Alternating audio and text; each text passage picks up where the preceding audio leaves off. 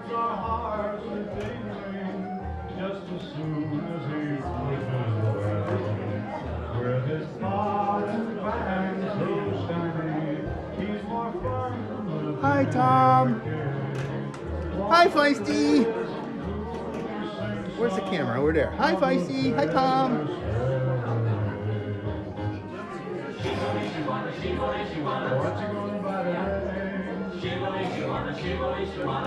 I hope you are all well and not working too hard and are healthy and reading more books and eating your vegetables.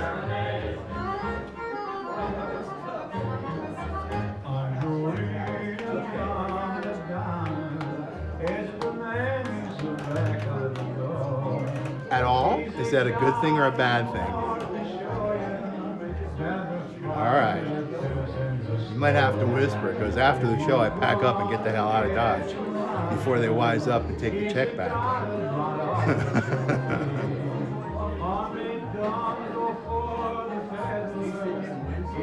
Is it a moral or personal choice? It's not a health-related choice, is it? I hope not. Security guards, you could get a job anywhere, man. You could stop guarding the produce and become a bouncer. That's annoying. Hold on.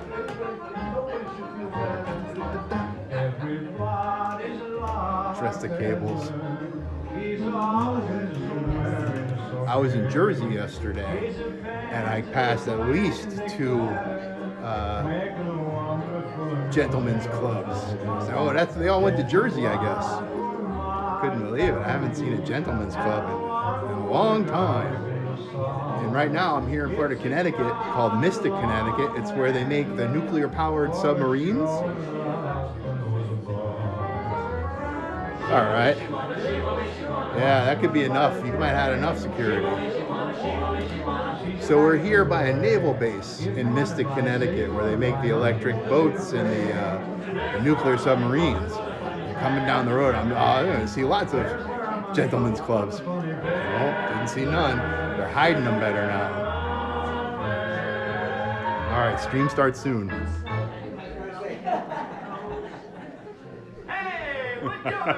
Or a roller dog. I wasn't supposed to play Brack.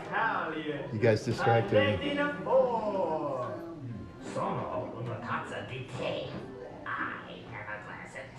I don't know where to go from here. They don't need to hear Brack. Hi, Pan.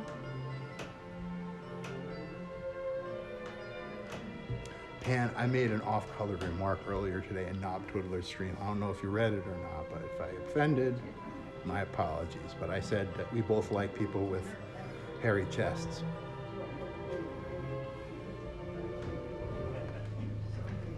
Okay, it's starting. Good afternoon, everyone. Welcome. It's great to see you here this afternoon. It is an absolute delight to introduce an old friend of mine, an acquaintance from my theater and puppet years, many, many moons ago. But it is my absolute pleasure to introduce Jim Napolitano. He is a Connecticut native and one of America's most beloved shadow puppeteers. He's a graduate of the University of Connecticut Puppet Arts Program and has taught puppetry to students of all ages throughout New England. For over 20 years, Nappy's Puppets has toured nationally to theaters, festivals, libraries, and museums, delighting audiences of all ages with quality shadow shows. He's also worked extensively as a freelance artist and puppeteer. As a member of Bits and Pieces Puppet Theater, he performed musicals with giant puppets across the country and around the world, including at the National Cultural Center in Japan and the National Theater in Taiwan. His television credits include Between the Lions, The Book of Pooh, and segments for Nickelodeon, Scholastic Home Video, and HBO Pictures. He currently resides in Connecticut. Please welcome Jim from Nappy's Puppets.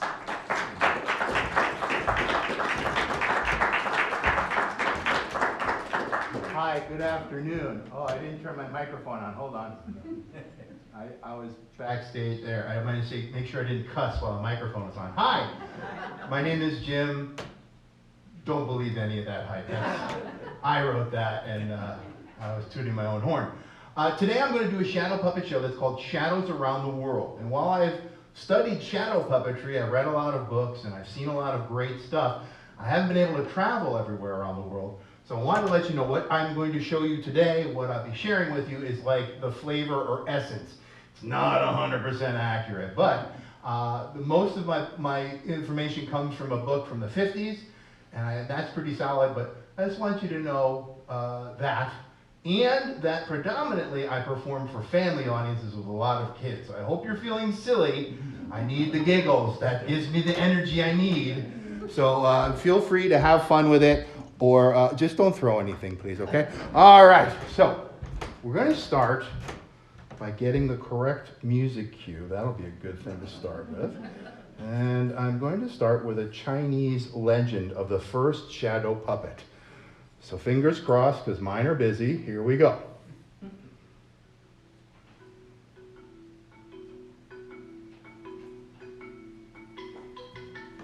The Chinese people have invented many things. Did you know that the Chinese people invented kites? Now they invented the kite, but I don't think they invented the way to fly the kite right away. That took a little bit longer. It's really hard to fly a kite if you ask me. But I think eventually they figured out how it went. It's something like that. There we go. Look at that. Uh-oh. Whoa. Oh, it's windy. Did you know that the Chinese people invented noodles and a special way to eat the noodles called a slurping method? Do you know a slurping method? Like, you know?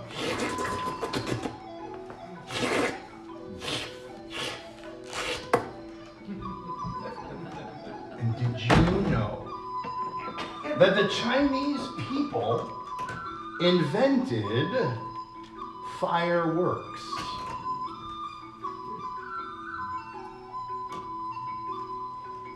But of all the things that the Chinese people invented, I think the most interesting might be shadow puppets.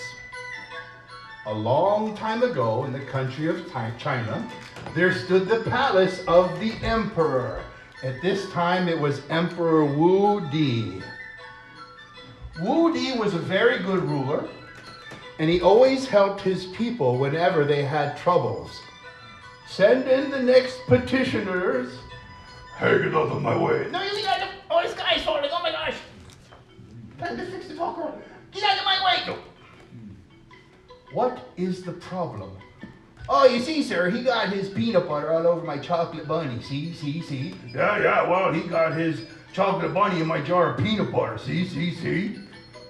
Have you tasted it? Well, now that seems kind of cuckoo, but you're the emperor, you know best. I mean, wow, this tastes really good. Let me try it. Blah, blah. Oh, it does taste good. Yeah, let's go make some more. In addition to helping people with their troubles, Emperor Wu Ti had many kinds of entertainment. For example, he had the world-famous Chinese acrobats who could do the standing on their head trick. And they can do the standing on the other guy's head trick. And they did the invisible teeter-totter trick. Kaboing, kaboing, kaboing.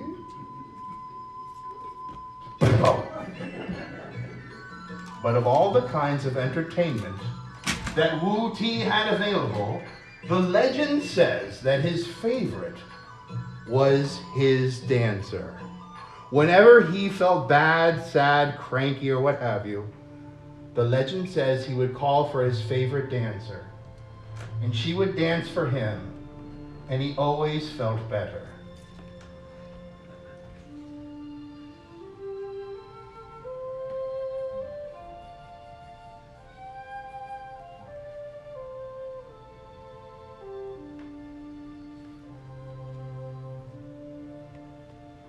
But unfortunately, one day, the dancer grew sick and passed away. And Wu Ti was very upset. He stopped helping his people with their problems, and the country became tumultuous. What will happen to our country without a strong leader, they said. But then a very interesting fellow came to Wu Ti and said, if you will come to the great hall in the middle of the night, there you will see a most amazing sight. And so in the dark, Wu Ti came and saw a tiny replica, a copy of his palace. And there, dancing for him one last time, was his favorite dancer. Now, no one knows if Wu Ti was really fooled by the first shadow puppet, but nonetheless, that is the story, the legend of Wu Ti and the first shadow puppet.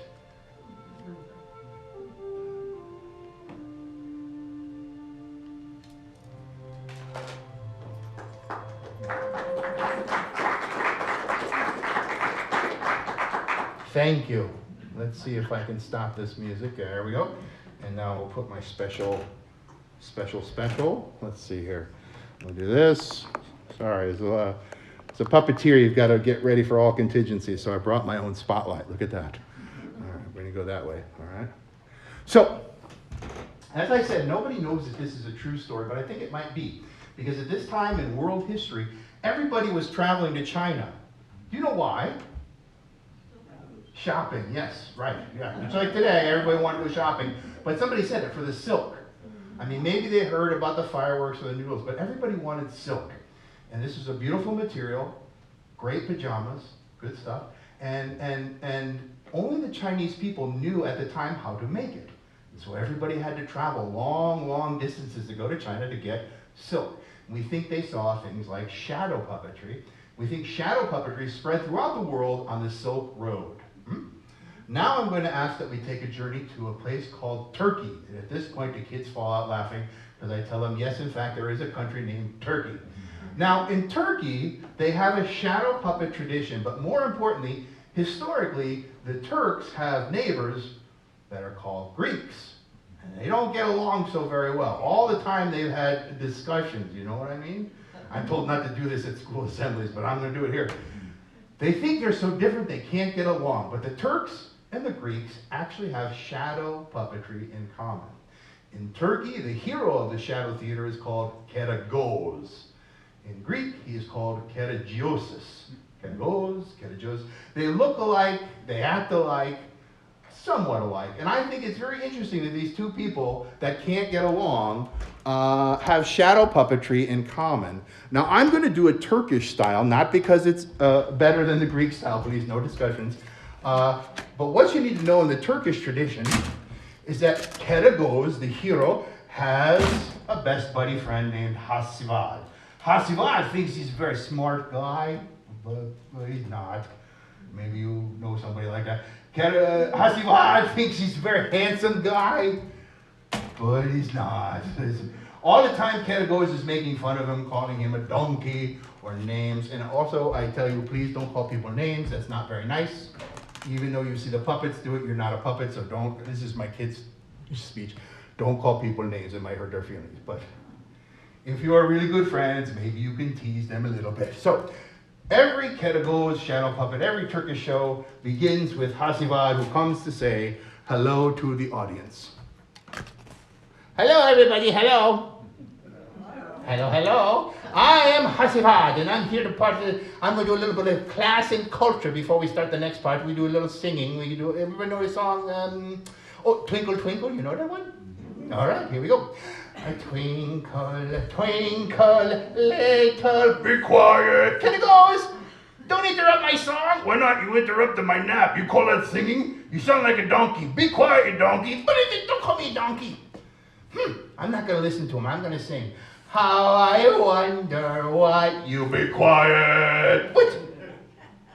Up above the world, Be quiet. like a diamond in Be quiet. twinkle, twinkle, little. Oh, you didn't tell me to be quiet. Well, that's good. How I wonder what you are. Ow, ow, ow. Keragoz, why did you just throw at me? I don't know, but it made you be quiet, you big donkey. What's going on with my puppet here? There we go, okay. Hey, look at there. It's my old oil lamp. I haven't seen that in years. I don't think you've washed it in years. This thing is really dirty. Well, you know, housework is not my cup of tea.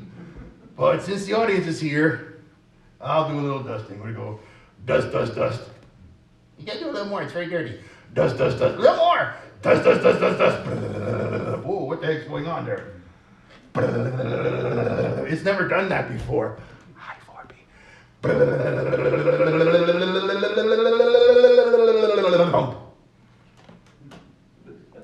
am the genie in the lamp. You have set me free, so I shall grant you 3 wishes. Use your wishes wisely. 3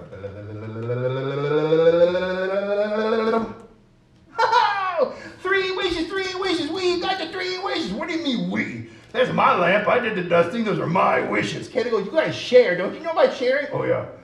Sharing is very important. All right, I tell you what. You stay here. Uh-huh. You watch the lamp. Uh-huh. Don't make any wishes while I am gone. What? I'm going to go ask an activities director what to wish for, because activities directors, they know everything. I want to wish for a pony. I want to ride a pony, a pretty, pretty pony. Crystal Bright House. No, wait a minute. I don't want a pony. I want to play video games. I want a Wii, Nintendo Wii. I don't want a Wii. Actually, I want a Switch. No, Switch 2. No, I can't. You know what? I am so very hungry. I need a good breakfast. I want something to eat. What's the way? Oh, I know. Here we go. I wish I had some nice, juicy sausages. Wow, would you look at that? They're magic floating sausages? That's awesome! All right, I know what to wish for, and I'm going to, what the heck is this thing here? Kenny goes, look, I wish for some magic floating sausages. What? You silly donkey, you wasted the wishes on sausages? I wish those sausages were stuck to your nose.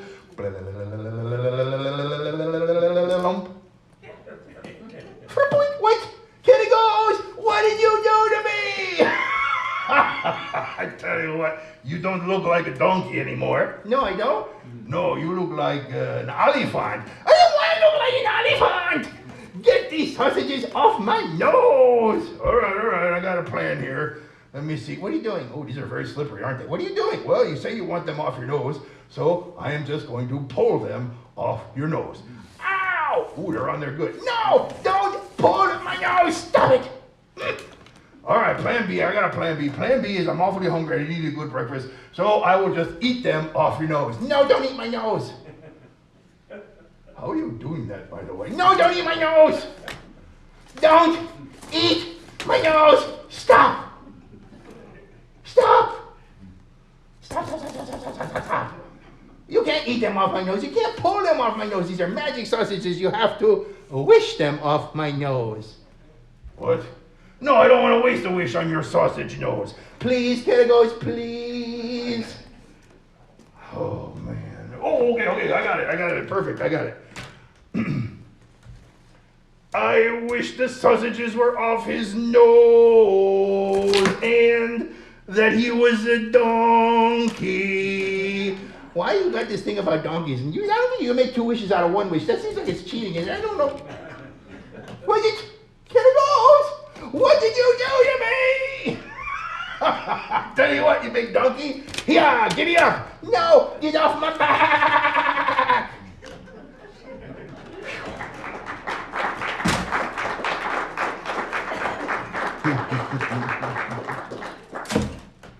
It's Kazam, actually.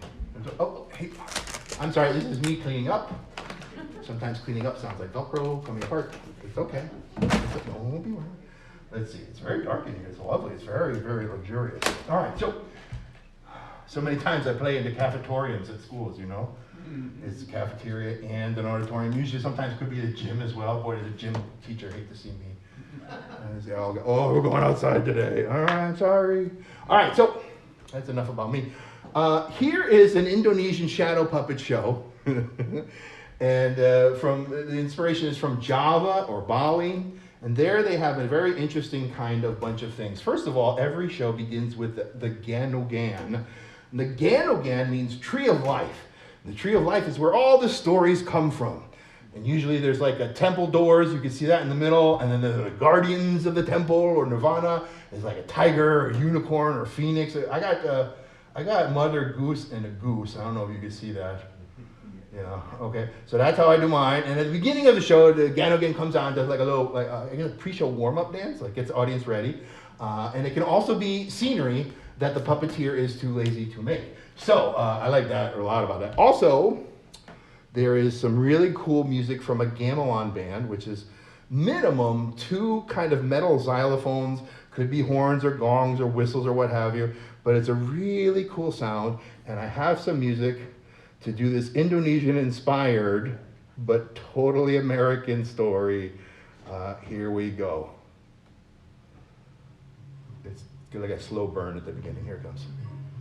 Let me give it a little more juice. There we are.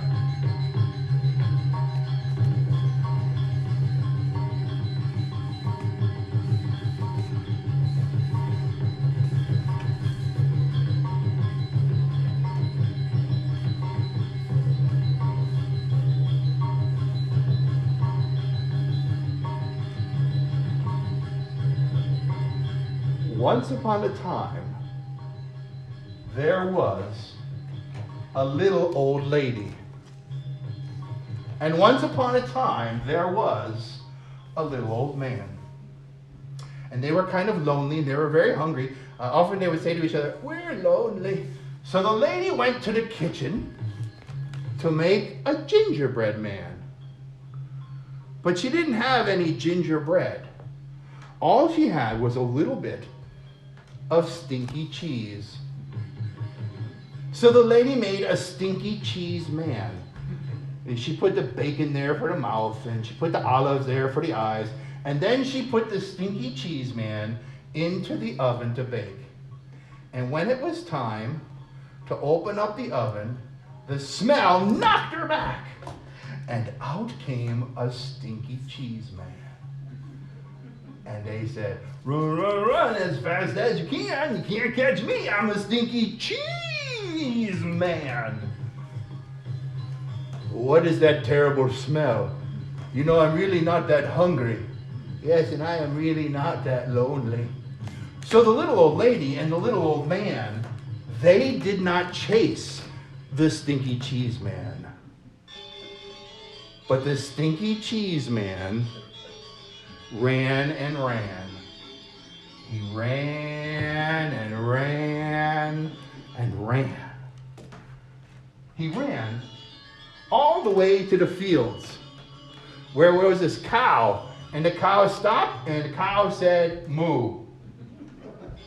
"What's that terrible smell?" "I'm a stinky cheese man. And I ran away from a little old lady and a little old man. And I can run away from you too. I can. Run, run, run as fast as you can. You can't catch me. I'm a stinky cheese man."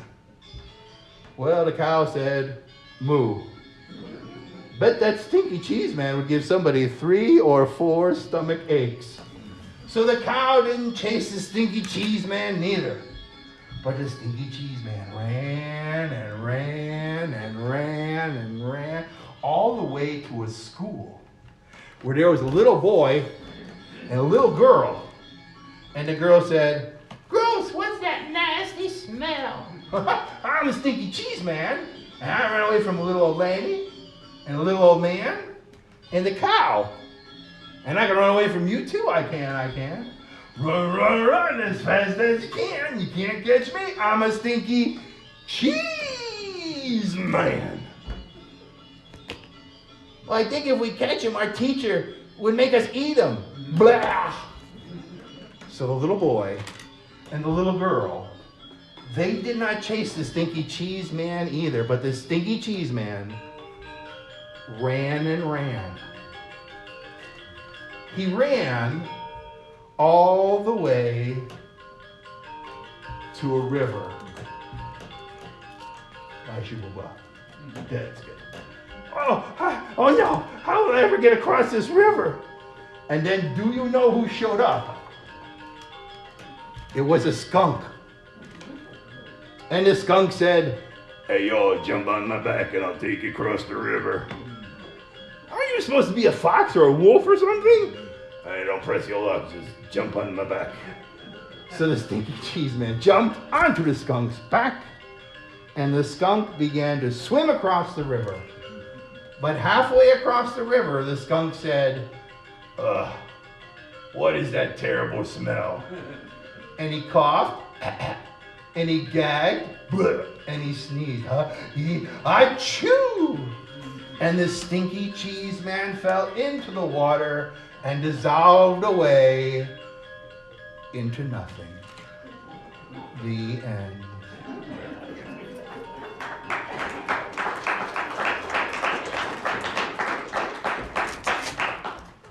Thank you. And that's from, well, I would call it a modern book, but it was out in the early 90s called The Stinky Cheese Man and Other Fairly Stupid Tales. And it's a real fun book with real great art. Lane Smith and Brian Shetzka being the author.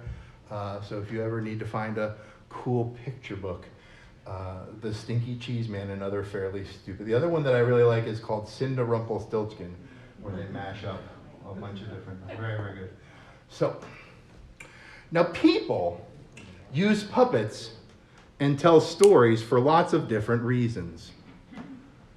Sometimes people are telling stories, use puppets to tell stories to entertain, try and have fun. Sometimes people use puppets and tell stories to remember history, the things that happened before their parents or grandparents were born. People remember history by telling stories, by using puppets to tell stories. Sometimes people use puppets to teach a lesson, you see. It's very important to note that if you want to learn about a group of people, look to their stories. Because their stories tell you, the reader, they tell you what they value, what they hold most dear, what they're trying to accomplish. And so in that vein, this is a Russian folk tale that talks about the importance of community, cooperation, and vegetables. It is called The Great Big Enormous Turnip. Once upon a time, there was a farmer who was so poor, he only had one single turnip seed to plant. But he put the turnip seed into the ground and said, "Grow, grow, little turnip, grow up big and strong." And every day he watched as the turnip grew and grew and grew into a great big enormous turnip. And when it was time for the harvest, the farmer took a firm grasp and he pulled and he pulled and he pulled again, but the turnip didn't come up. So the farmer needed some help, and he called for his wife. And the wife came running to help. Now the wife decided she could help if she pulled the farmer, so she took a firm grasp of the farmer's shoulders. And the wife pulled the farmer, and the farmer pulled the turnip. And they pulled, and they pulled, and they pulled again, but it did not come up. So the wife needed some help, and the wife called for her daughter. And the daughter came running to help. And the daughter pulled the wife, and the wife pulled the farmer, and the farmer pulled the turnip. And they pulled, and they pulled, and they pulled again, but it did not come up. So the daughter needed some help, and the daughter called for her friend, the dog. And the dog came running to help. Hey now, come on. We're all adults here. And the dog pulled the daughter pulled the wife pulled the farmer, and the farmer pulled the turnip. And they pulled, and they pulled, and they pulled, and they pulled, and they pulled. For some reason, it didn't make a darn bit of difference. That dog was pulling, helping out another. So the dog called for his friend, the cat. Yes. And the cat pulled the dog, and the dog pulled the daughter, and the daughter pulled the wife, and the wife pulled the farmer, and the farmer pulled. Oh, how do you know? You read this? Nice. And they pulled, and they pulled, and they pulled again. It did not come up. So as if there were enough puppets on this screen already, the cat called for his friend, a mouse. mouse pulled the cat, and the cat pulled the dog, and the dog pulled the daughter, and the daughter pulled the wife, and the wife pulled the farmer, and the farmer pulled that thing over there. And they pulled. And it, come on now, don't give up on me now. Pulled. It's been a long time. And they pulled the cat's so lazy. Look at that cat. That's a typical cat. And they pulled again. Look at this. The turnip came up out of the ground. And not only that, but the wife pulled the farmer out of the ground too. Look at there. Woohoo! That's a very strong wife. Woohoo! And that night, do you know what they had for dinner? Yeah, turnip soup. And then the next night, do you know what they had for dinner? Turnip stew. Then the next night, do you know what they had for dinner? Turnips, macaroni, and cheese. They like the cafeteria here. And then the next night, do you know what they had for dinner? Well, they went out for Chinese food because they were so tired of turnips. They had so many turnips that the farmer never planted another turnip seed ever again. The end.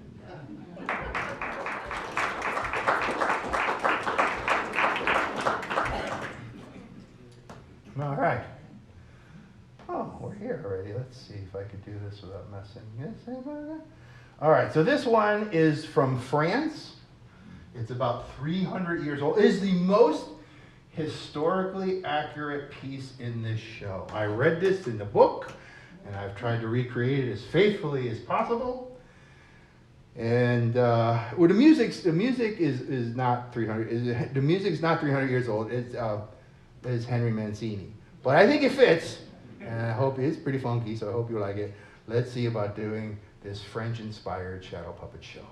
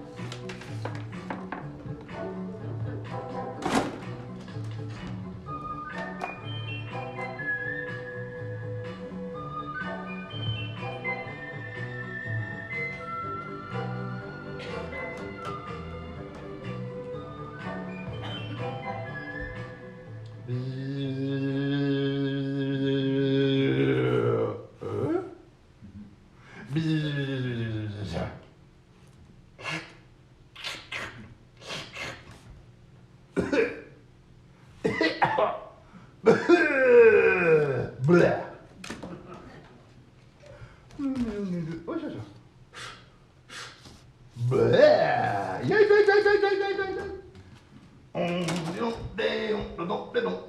Oh, look, a beautiful flower.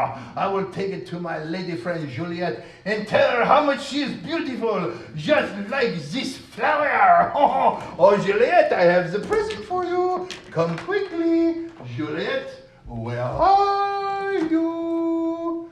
Juliet, come quick. I have the present for you. Ah, Juliet, I have brought you this lovely flower. Go ahead and smell the aroma.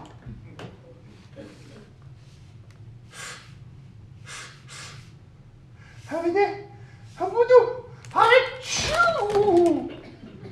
Habide, habide, achoo. Habide, hada, achoo. Ma! And that is called surrealism, boys and girls. It's very, very funny. Yeah, thank you. All right. I once performed that past shadow puppet piece that I just did for my shadow puppet hero, Richard Bradshaw. It was a different shadow puppet baby elephant, But he got so excited and went running out of the theater calling for his wife and said, Nappy's elephant can poop for ages. And that, I said, can I quote you on that, Mr. Bradshaw? And he didn't say anything, but that's okay. I still remember how impressed he was with my elephant poop. So I got that going for me, which is nice. Now this next one is one, well, it starts with the lights off, so already I've kind of messed up a little bit. But here there is a song about a lady with a very unusual appetite.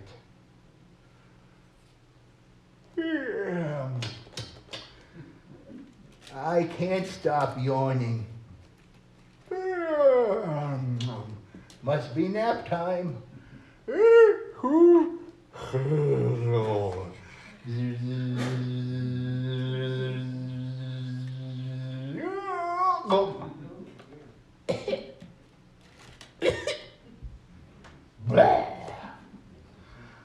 I know an old lady who swallowed a fly. I don't know why she swallowed a fly. Perhaps she'll. I know an old lady who swallowed a.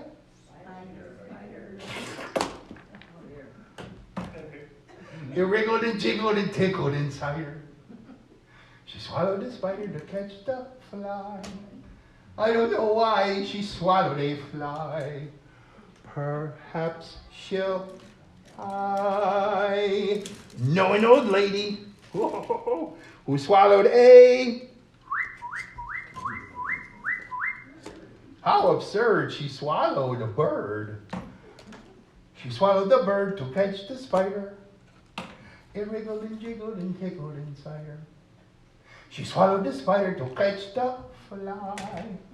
I don't know why she swallowed a fly. Perhaps she'll. No, I'm not allowed to say that. You can. I get in trouble. There's a restraining order. It's a whole big. I know an old lady who swallowed a. Imagine that she swallowed a cat. What came I? She swallowed the cat to catch the bird. Swallowed the bird to catch the spider. What wriggled and jiggled and tickled inside her. She swallowed the spider to catch the fly. I don't know why she swallowed a fly. Perhaps she'll. I know an old lady who swallowed a. What the hog? She swallowed the dog. She swallowed the dog to catch the cat, and swallowed the cat to catch the bird. Swallowed the bird to catch the. It wriggled and jiggled and tickled inside her. She swallowed the spider to catch the. I don't know why she swallowed a fly. Perhaps she'll. I know an old lady who swallowed a. She opened her throat and then down went the goat. She swallowed the goat to catch the. Swallowed the goat to catch the. Swallowed the cat to catch the. Swallowed the bird to catch the. That's very good singing, thank you. She swallowed the spider to catch the. I don't know why she swallowed a fly. Perhaps she'll.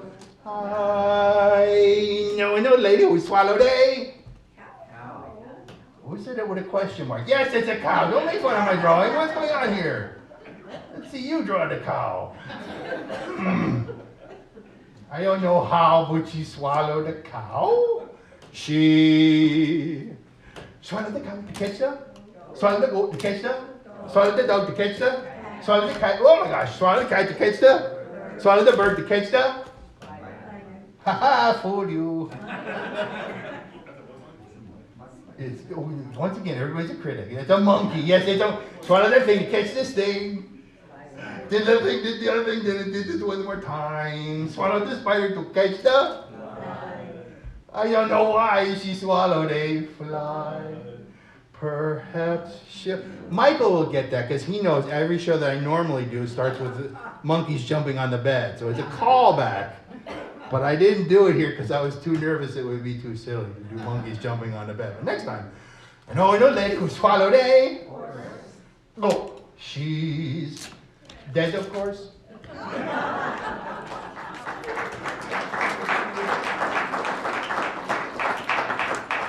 Thank you very kindly. I have one more piece that I'd like to share with you. Yeah? I'm going to clean up a little bit.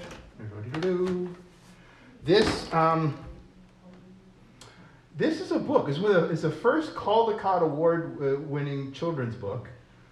And from what I understand, it's based on an English nursery rhyme, but every person from the UK that I mentioned it to has no idea what the heck I'm talking about. So I don't know if Ed and Barbara Emberley were just fibbing to me in this forward note. But this one is called, once again, it starts with the light off. I get too excited. Okay, I'm sorry.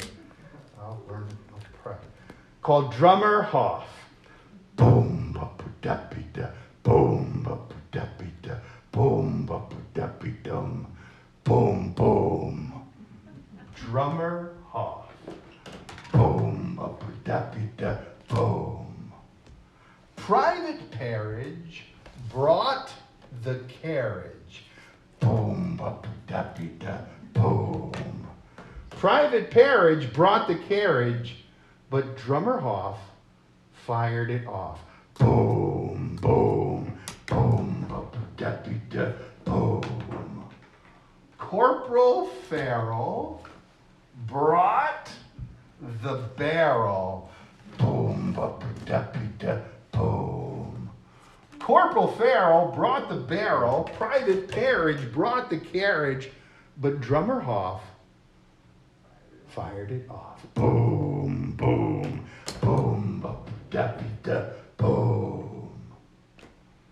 Sergeant Chowder brought the powder. Boom, ba-ba-da-be-da, boom. Sergeant Chowder brought the powder. Corporal Farrell brought the barrel. Private Parridge brought the carriage, but Drummer Hoff fired it off. Boom, boom, boom, ba-ba-da-be-da, boom. Captain Bammer brought the rammer. Ram, ram, ram, ram, ram, ram, ram, ram, ram. Boom, ba-ba-da-be-da, boom. Captain Bammer brought the rammer. Sergeant Chowder brought the powder. Corporal Farrell brought the barrel. Private Parridge brought the carriage, but Drummer Hoff fired it off. Boom, boom, boom, ba-ba-da-be-da, boom. Major Scott brought the shot.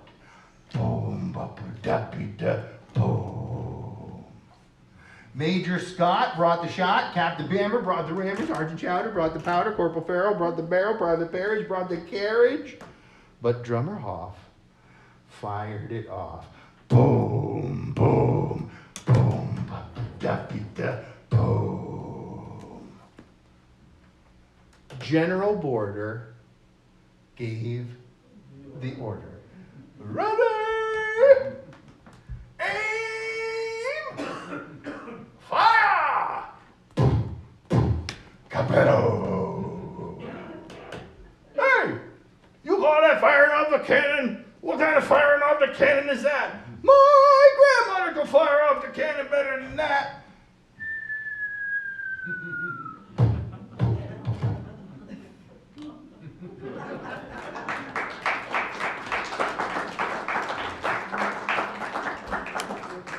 Oh, that's been on the whole time. All right. We're going to this way. Well, ladies and gentlemen, boys and girls, I think that is the ending of the show. Thank you so much for looking at the show.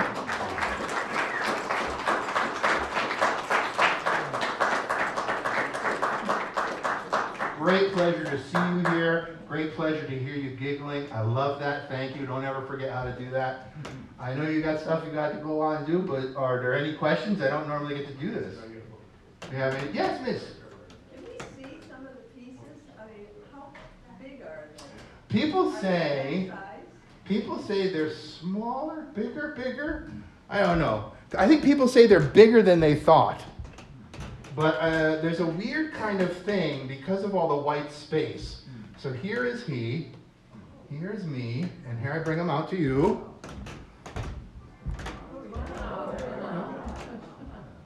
What a lot of puppeteers are surprised is at the weight of it. I don't know if you could see the floppiness of it, but you really want to give it some weight. And it took me a little while to learn this. I don't like marionette puppets. The strings, I know that they were the king of puppetry till about the 50s or 60s. About 100 years before that, everything was marionette. But I find it too indirect because you have the control rod and you have to send the energy down the strings and get the puppet to move.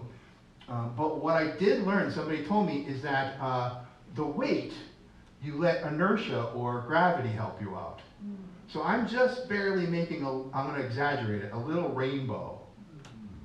You know, so that weight. And I also, when I can, I use what they call spring steel, which is great because it doesn't crimp. There's no way for this to get like bent 90 degrees and stay that way. But also there's a little bit of extra spring because of the hardened steel. This was made with Lexan, which is a translucent plastic. It's the brand name like Kleenex versus tissue. Lexan is a polycarbonate plastic. And it's just colored in with markers, art markers, Prisma markers mostly. But what I had to do for this, and I learned this from a great puppet company, I think from Boston area called Underground Railway, which I know Darren worked with. They taught me how they did it. And what you have to do with the plastic, because it's like a whiteboard, and you use your marker, and the second time you go over that spot, the solvent in the marker wipes away the color. So you have to give it something to hold on to so that you can go. So one way to do it is to sand it and let the kind of ink bleed in. And what I've done generally is use a spray adhesive, spray glue like for upholstery or dressmaking or I don't know what else. And I let that cure, and it gives it a velvety kind of texture that I can marker on. The other thing that's kind of neat is that I can color on both sides to combine colors without ruining the marker tips. It's something that I figured out along the way. I also made these about 20% smaller, and they didn't work well, so I had to make them a little bit bigger to get them to feel. And the other thing I did was all the black part that you see, all the opaqueness, is actually poster board, it's paper. So I had to paper cut that because the markers were not opaque enough and it just kind of turned muddy gray. I started working with cardstock, museum board. So a lot of my frames are still of this. Let me get another one here. Oh, this will be great for you to see, hold on. Make a big old mess, hold on. So most of the stuff was made out of this stuff. It's just four layers of cardstock.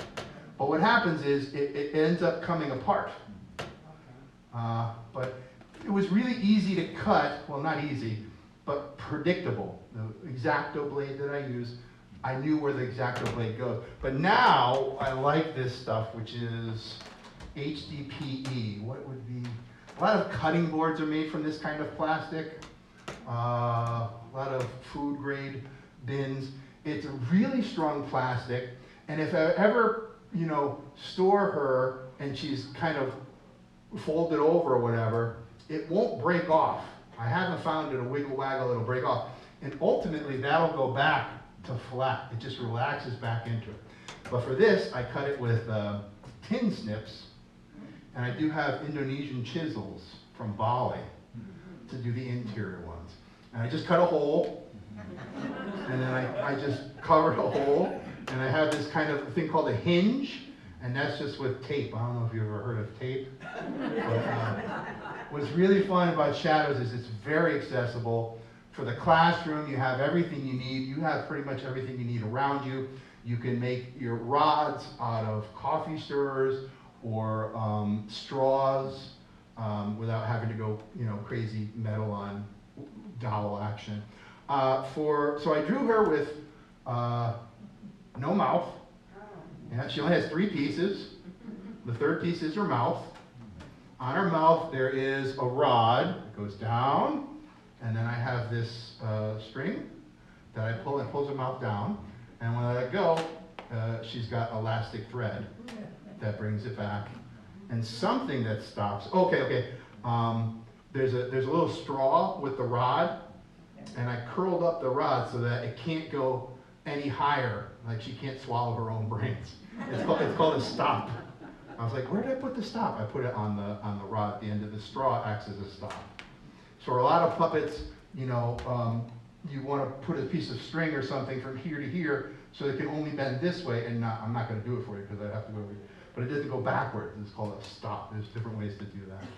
But yeah, I was very fortunate. I was an acting major at University of Connecticut. Was able to switch to puppetry. I got a job right out of college with bits and pieces. I mean, I don't know how many people could say they got their job in their field that they studied. I thought it was better than being an actor. They were telling me in the acting program that I'll be a great Falstaff, which is a fallen knight from Shakespeare, who's like 50 years old and as big as me or bigger.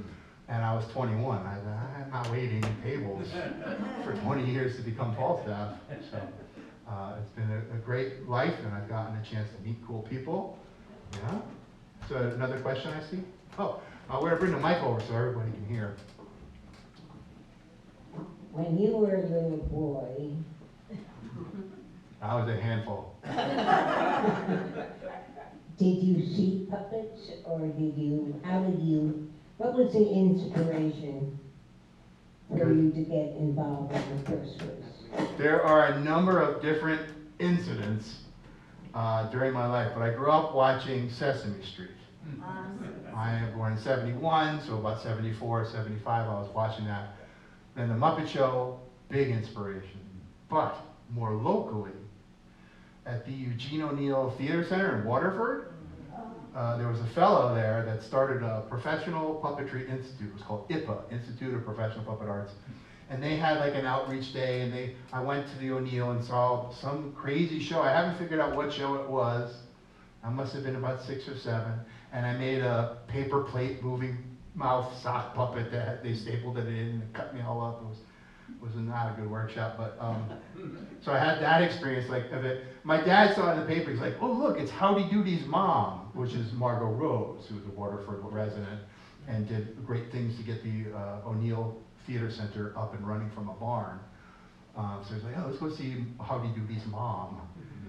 So he took us there, and 3rd grade, I did a shadow puppet workshop. Guy came in and it's like, you could draw anything with these basic triangle, circles, stretch them out, you know. And so we did the circus workshop, and then I found the puppet arts program. They weren't going to hire the professor who started it in 78. Frank Ballard started the puppet arts program at UConn. He was retiring. The puppet arts program was just going to be going away. So all the puppet arts majors, 12 or 13 puppet majors, got on a letter writing campaign, militant action, and I fell into the group of these people, and I was doing giant puppets on the steps of the Capitol. Save the program! I better see what this is all about. I better take a class. So sophomore year, acting major, took a class, shadow puppetry. The first class, I made a circus shadow puppet, and I'm like, Bart, who is the professor now, replaced took over for Frank. I said, did you do this in schools around Connecticut about in the 70s and 80s? Yeah, I said, I did this as a 3rd grader. I know all this already. Let's move on. But I took the same workshop from Bart as an 8-year-old and a 20-year-old. Yeah, and I said, well, that's something. And I switched to puppetry. And then at the end of the course, towards the end, I saw Richard Bradshaw, who I mentioned, Australian shadow puppeteer, super big inspiration, my hero. And I saw him and I said, that's what I want to do. Short vignettes, silly, funny, happy, make people feel good if I can. And before I graduated, I got a chance to meet and perform for Richard. And he saw the turn-up piece that you saw. And at the end of the piece, it was just a 5-minute thing, he came around and he was asking me all these questions. Well, how did you do that? And why did you do that? And how did you? And I'm like, no, I want to ask you questions. Stop asking me questions. Why do you do this? How do you do that? And so that was a really great thing. And so this really cool fraternity of puppeteers, whether they're at the local level of Connecticut, that are just out, hitting hundreds and hundreds of kids, doing shows constantly, or, nationally recognized ones. Like I got to have lunch many times and do work for Jane Henson and, Richard Bradshaw. I ended up being his teaching assistant a number of times. I can't think of who else is super cool, like Paul Zaloom, who's done a lot of stuff, very cool, avant-garde, weird artist. Did a science show called Beekman's World. He came to the O'Neill, he was teaching there, and I just showed up and performed at the pub. He's like, I want to do that. That's what I want to do. Can you teach me how to do that? So once again, I'm like, yeah, but I got to ask you some questions too, right, Mr. Zaloom? And I got to write the introduction to Richard Bradshaw's book. Pretty cool. Anything else? You ever heard of Circus Marcus? Yes, but I can't place them. Somewhere in Vermont? Vermont. And many years ago, I remember going to a barn, the most terrifying Fire trap I've ever been in, and there were immense puppets all over the place. I never knew what they were, not,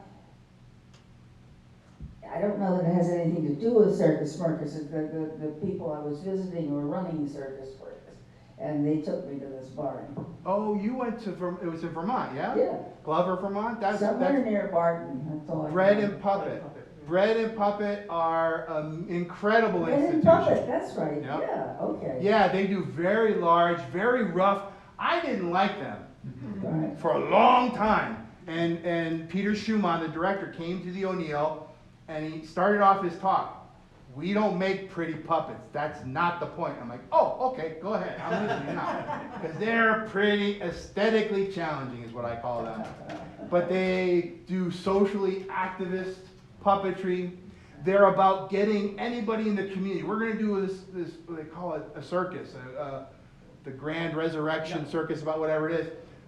On Saturday, but the week before, they're in the town. They get everybody to come and help them build the puppets. It's more about bringing people together to do the show, and maybe getting people that don't think a certain way to like, oh, wait a minute, they're talking about our governor, or they're talking about our president. This is from 1969, and I just looked at him today. I'm like, boy, isn't this like the perfect little general? And doesn't he look like somebody we all know? Holy cow! Yeah, so you've seen Bread and Puppet. Yeah, like people have written dissertations, like 2 giant volumes about Bread and Puppet. Yeah, and they make a stove out of bricks, and everybody gets bread at the end of it. I mean, they make their own sourdough bread and have it at the end. Paul Zaloom was part of Bread and Puppet. His inspiration was Bread and Puppet. The director of the Ballard Institute Museum of Puppetry here in Storrs is John Bell, a puppet historian. I'm not super about historians or books or whatever, or museums, puppets that they should be moving. But John Bell was inspired by Bread and Puppet too, like a lieutenant. They put on amazing things watching these guys move across the Fields, landscape when yeah. they were doing a political thing. It was great. Yes, very much an experience or a happening. Yes. And they did it for a long time, and they had to stop doing it because the wrong people found their way there. And there was a lot of shenanigans and some drug use and some ridiculousness. But I think they're starting about doing, again, they're still doing work in the community. So some arts will hire them. Some arts organization will hire them, and they'll come in and they just cardboard and like sloppy paper mache and black and white and Muslim, just like cut or even just ripped. It's just this kind of flowy kite-like puppet. But what they do is very interesting. Yeah, that's really cool. So you've seen some really good puppets. Yeah. There's a lot of bad puppetry. I walk the line because there's so many easy tropes to make silly jokes to make people laugh. But I try to do a little bit of a higher quality show. And I've been able to do it for 30 years. That's an old resume. So I think I got it down. Yeah. Anybody else? Thank you very, very much. It feels good. Thank you. Thank you. My pleasure. Have a great night, everybody.